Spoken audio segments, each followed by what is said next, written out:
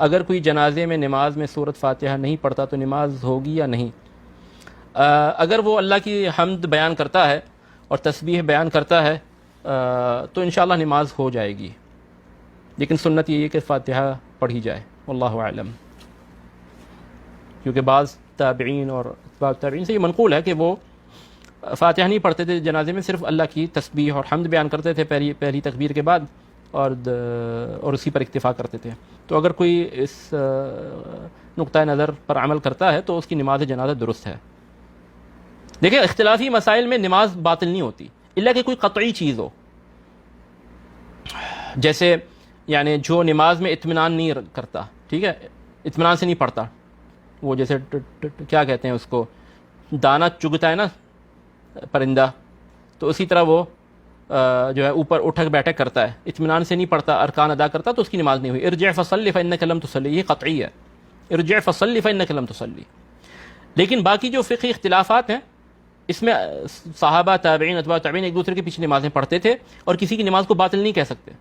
آپ کسی کی نماز کو باطل نہیں کہہ سکتے۔ یعنی کوئی آپ نے ہاتھ ناف کے اوپر باندھے ہوئے ہیں اور جو امام ہے وہ مالکی ہے، اس نے ہاتھ چھوڑے ہوئے ہیں، اس کی نماز درست ہے اور آپ کی بھی اس کے پیچھے نماز درست ہے۔ یہ جو بدعت آئی نا کہ ایک دوسرے کے پیچھے نماز نہیں پڑھنی، یا یہ کہ وہ اس بات کا قائل ہے مثال کے طور پہ کہ اگر کوئی شخص امام کے پیچھے فاتحہ نہیں پڑھتا جہری نماز میں، ٹھیک ہے، امام کے پیچھے فاتحہ نہیں پڑھتا، کوئی یہ کہے کہ جی وہ تو بے نماز ہے یا اس کی نمازیں نہیں ہوئیں، تو یہ بالکل غلط بات ہے، یہ بہت غلط بات ہے۔ یہ یعنی حتیٰ کہ جو قائل ہیں کہ لازم ہے فاتحہ پڑھنا، اس کے بغیر نماز نہیں ہوتی، جو اجتہاداً نہیں پڑھتے وہ کہتے ہیں کہ امام کی تلاوت سننی چاہیے، وہ تو ان کے نزدیک ان کی نماز ہو جاتی ہے۔ امام بخاری نے یہ نہیں کہا کہ امام مالک کی نمازیں ہی نہیں ہوئیں، ان کی نمازیں باطل تھیں، یا امام احمد کی نمازیں باطل تھیں۔ یہ جو ہے نہایت ہی اس طرح کی بات کرنا کسی کے بارے میں، ائمہ صحابہ جابر رضی اللہ عنہ کہتے ہیں کہ جی امام جب جہری تلاوت کرے تو اس کے پیچھے فاتحہ نہیں پڑھنی چاہیے، تو جابر رضی اللہ عنہ کی پوری زندگی نمازیں ہی نہیں ہوئیں، انہوں نے فاتحہ نہیں پڑھی جہری نماز میں امام کے پیچھے۔ تو اس طرح کا جو یہ غلو ہے نا فقہی مسائل میں، یہ جو ہے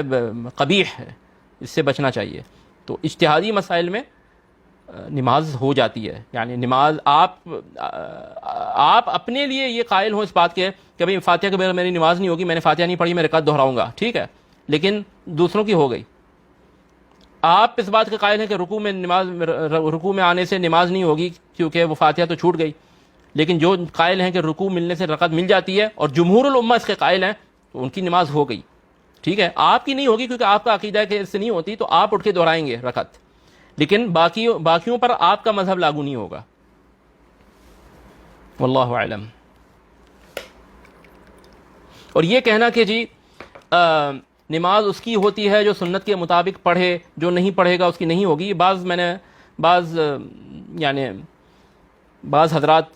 نام نہیں لوں گا، ان کو کہتے ہوئے سنا ہے، جب ان سے پوچھا جاتا ہے کہ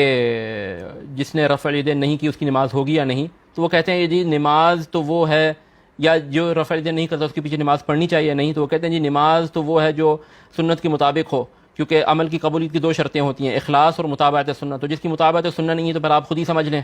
یہ اس طرح کی یہ جاہلانہ باتیں ہیں، یعنی اجتہادی مسائل میں، یا کسی کو اگر کسی سنت ہونے کا علم نہیں ہے، یا وہ سنت پہ کسی مخصوص سنت پہ عمل نہیں کرتا، اس سے نماز ہی کو باطل کر دیا جائے۔ سنت سے مراد یہ کہ جو مستحبات ہیں نماز کے، ٹھیک ہے، تو دین یعنی نماز کے اعمال بھی مختلف درجات کے ہیں، آپ رکوع چھوڑ دیں گے آپ کی رکعت نہیں ہوگی، ٹھیک ہے، کچھ چیزیں چھوڑ دیں گے تو آپ کا اجر کم ہوگا، تو مختلف درجات ہیں، تو کسی کی نماز کو ہی باطل کر دینا کہ اس نے رفع الیدین نہیں کی، تو یہ جو ہے نا یہ بڑا ہی خطرناک دعویٰ ہے، اور دعویٰ کرنے والے کے پاس کوئی دلیل نہیں ہے، اور وہ قیامت کے دن اس دعوے کا جو ہے وہ مسئول ہو سکتا ہے، اس سے سوال کیا جا سکتا ہے کہ کیسے تم نے کہا کہ فلاں کی نماز باطل ہے۔ اللہ المستعان۔